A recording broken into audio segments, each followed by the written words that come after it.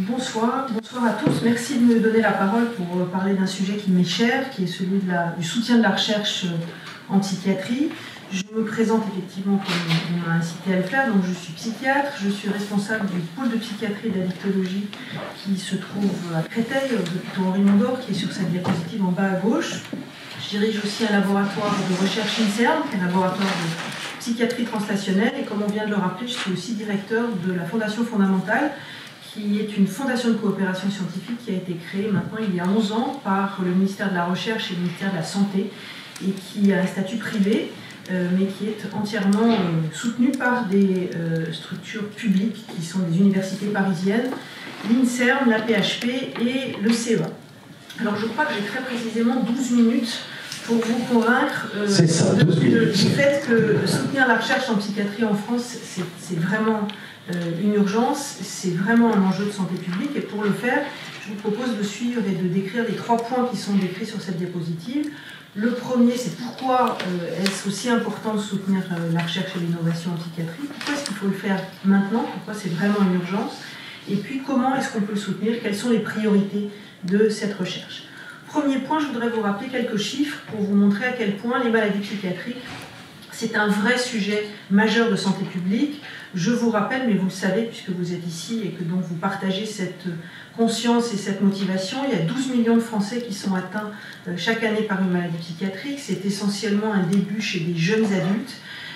Deuxièmement, l'OMS prévoit depuis des années qu'à l'horizon 2020, et donc l'horizon se rapproche puisque c'est l'année prochaine, les maladies mentales seront malheureusement responsables de la première cause mondiale de handicap. Ces maladies, elles sont aussi responsables d'une perte de la durée de vie, puisqu'il y a 10 à 20 ans d'espérance de vie en moins associée à ces pathologies.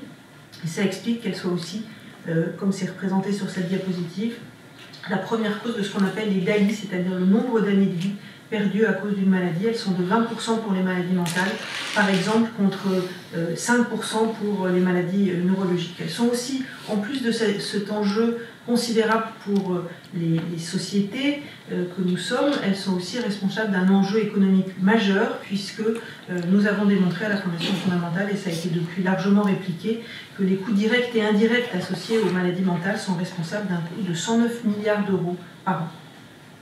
Alors la sécurité sociale réalise la même chose que ce que je viens de vous dire, puisqu'ils ont montré et répété que le coût direct associé aux maladies psychiatriques est le plus élevé de tous les coûts associés aux maladies chroniques, puisque chaque année, on dépense dans ce pays 22 milliards d'euros en coûts directs.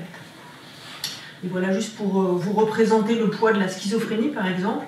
Le poids de la schizophrénie, il est bien plus important par an en dépenses que la démence ou la maladie de Parkinson.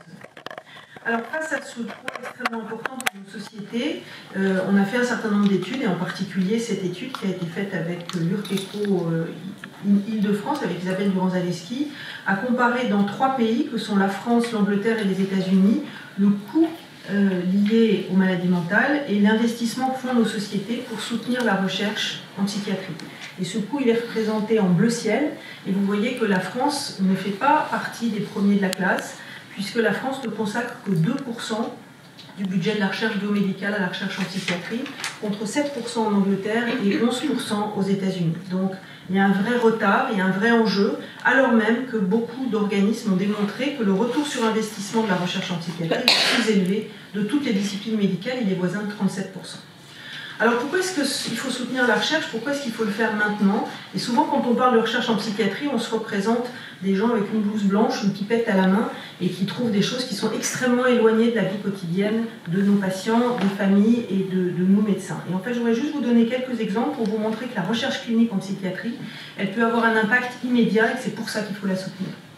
Premier exemple, on se donne beaucoup de mal à la Fondation Fondamentale pour construire et partager des bases de données cliniques. Ces bases de données, elles sont ensuite partagées, elles sont étudiées par un très grand nombre d'entre nous, et elles permettent de faire, sur cette diapositive un peu chargée, je m'en excuse, un certain nombre d'observations qui sont le fait, par exemple ici, que quand on a un trouble bipolaire ou quand on a une schizophrénie, on a aussi toute une série d'autres difficultés associées. On sait qu'il y a une augmentation du risque de tentative de suicide, on sait qu'il y a une association avec des conduites addictives, on sait qu'il y a un déclin cognitif, et on sait moins, malheureusement, qu'il y a aussi, associé à ces symptômes et d'ordre comportementaux, psychiatrique, il y a aussi des problèmes somatiques et médicaux. Et en haut à droite, on a montré qu'il y a 2 fois plus de ce qu'on appelle le syndrome métabolique chez les patients atteints de troubles bipolaires, encore plus dans la schizophrénie. Le syndrome métabolique, c'est des choses très simples. C'est un surpoids, une hypertension artérielle, une élévation de la glycémie ou des lipides. Et non seulement il y a une augmentation, mais en plus, ce syndrome métabolique, il n'est pas diagnostiqué, il n'est pas dépisté, ou alors de façon très insuffisante. Et c'est ce qui explique que la première cause de mortalité chez les patients bipolaires, par exemple, c'est les maladies cardiovasculaires. Donc il y a un énorme effort pour construire le lien entre la médecine générale et la psychiatrie, pour dépister ce que sont ces facteurs qui sont extrêmement simples à prendre en charge, et c'est le résultat direct de la recherche clinique. Second exemple, la génétique. Vous savez tous, je pense, que les maladies psychiatriques, elles sont dues à un terrain génétique qu'on appelle polygénique, parce qu'il y a énormément de facteurs qui sous-tendent ce terrain génétique. Ce qu'on sait moins, c'est que ce terrain génétique, il est le même, son poids est le même dans les maladies psychiatriques que dans des maladies comme le diabète de type 1, l'hypertension ou la maladie de Crohn.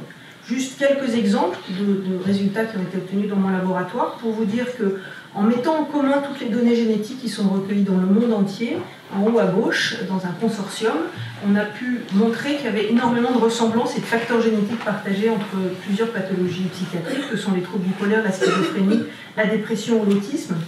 On a aussi pu mettre en correspondance chez des patients porteurs de variants génétiques des anomalies d'imagerie cérébrale, et aussi qu'on peut, à l'aide de l'outil génétique, comprendre pourquoi il y a des troubles du sommeil, et en particulier mettre en évidence des anomalies ou des variants génétiques des gènes de l'horloge ou des gènes de synthèse de la mélatonine. Troisième exemple, issu directement de l'observation des études épidémiologiques, c'est l'importance du poids de l'environnement.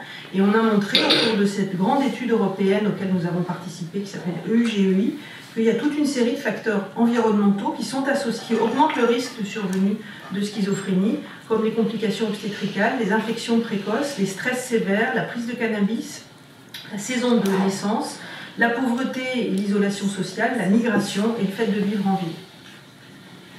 On a aussi beaucoup travaillé ces dernières années, de nouveau à quelque chose qui est facile d'accès, qui sont les marqueurs de l'inflammation, au même titre que ces marqueurs de l'inflammation sont observés dans la polyarthrite rhumatoïde ou dans l'asthme. On a montré que dans toute une série de pathologies psychiatriques, on pouvait mesurer dans le sang des patients la présence d'une inflammation peu sévère, peu élevée, mais qui est constamment retrouvée et qui est très probablement due à l'interaction entre des facteurs génétiques et des facteurs environnementaux qui surviennent tout au long de la vie, comme les infections précoces, le stress sévère ou une mauvaise hygiène de vie. Et tous ces facteurs entraînent une inflammation qui va avoir des conséquences au niveau périphérique, au niveau du système nerveux central et au niveau digestif. Autre exemple, toujours issu du domaine de la recherche, c'est la démonstration qu'en utilisant son smartphone, on peut avoir accès à des stratégies thérapeutiques qui ne sont pas suffisamment accessibles en France, comme la thérapie cognitivo-comportementale. Et on a démontré dans le cadre, là aussi, de 2 grands programmes européens, que l'utilisation d'un smartphone pour avoir accès à ces stratégies thérapeutiques est aussi efficace qu'une prise en charge vis-à-vis avec un psychologue. Alors, c'est quelques exemples, mais vous voyez que les pistes de recherche sont très nombreuses, avec des applications cliniques qui sont quasiment immédiates. Le problème, c'est par quoi on commence, qu'est-ce qu'on priorise et qu'est-ce qu'on met en avant. Et pour ça, on a fait partie d'un autre programme européen qui s'appelle ROMER, qui est donc un programme financé par la communauté européenne, qui avait pour objectif d'établir la feuille de route des priorités de la recherche en psychiatrie en Europe. Et ça, c'est le résultat de 5 ans de recherche avec l'ensemble des pays de la communauté européenne, et vous voyez, qui a été publié dans Lancet il y a maintenant 3 ans, et qui permet de prioriser 6 grands domaines de recherche en psychiatrie. Le premier, dont vous parlera tout à l'heure Marie-Odile Krebs, c'est celui de la promotion de la recherche sur la prévention et la prise en charge des jeunes, des enfants, des adolescents et des jeunes adultes. Le deuxième, c'est de centrer la priorité de la recherche sur l'identification des mécanismes éthiopathogéniques, des causes des maladies mentales. Le troisième, c'est celui qui consiste à construire des domaines de recherche et des outils partagés au niveau international, en particulier des bases de données partagées. Le quatrième, c'est l'implémentation des interventions thérapeutiques et des innovations technologiques. Le quatrième, on en a déjà parlé tout à l'heure, et il est extrêmement important, c'est celui de tous les outils qui permettent de réduire la stigmatisation. Et le quatrième, c'est celui de la prise en compte des données socio-culturelles et socio-économiques. Alors, pour conclure, 2 diapositives. Les bénéfices du soutien de la recherche, vous l'aurez compris, ils sont extrêmement importants pour les patients et pour leurs proches, parce qu'ils permettent le développement des outils diagnostiques, le développement d'une meilleure compréhension des causes des maladies et du développement dont on a très besoin de nouvelles stratégies thérapeutiques. Et ça permet de promouvoir le rétablissement et de réduire la stigmatisation. Mais ça permet aussi, et c'est important pour les décideurs avec qui on est tout le temps en train de discuter, de réduire les finances publiques. Donc investir dans la recherche, c'est aussi permettre une réduction des coûts liés à la santé, de réduire les coûts liés aux services médico-sociaux et d'obtenir des gains de productivité.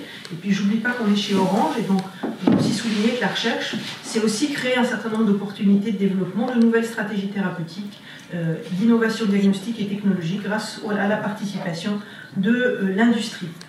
Tout petit mot pour conclure, pour vous faire un tout petit point de publicité, si vous m'y autorisez, pour parler de notre livre dans lequel toutes ces propositions et ces éléments sur la recherche sont décrits. Ce livre, il a été écrit à beaucoup de mains, puisqu'il a été co-construit, co-conçu avec des experts de la psychiatrie, des patients, des associations de patients, d'usagers et des familles, des experts de la santé et d'autres expertises, et avec le soutien de la Fondation Sisley, que je profite de ce micro pour remercier. Et dans le cadre d'un partenariat entre l'Institut Montaigne et la Fondation Fondamentale, il reprend un certain nombre des observations, des propositions que je viens de faire. Voilà, je vous remercie beaucoup. Merci beaucoup, Marie. De venir vous asseoir à côté de moi.